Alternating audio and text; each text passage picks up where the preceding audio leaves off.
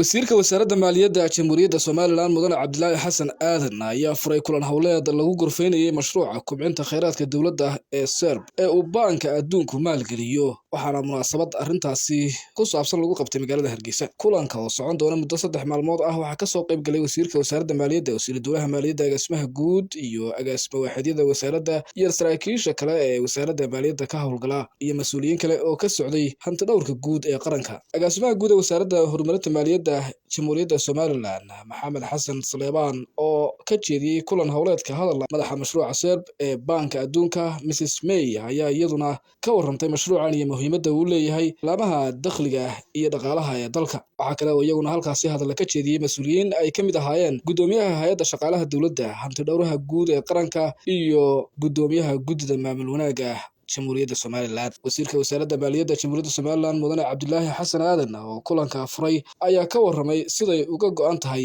meelmarinta mashruuca kubcinta kheyraadka dawladda ee Soomaaliland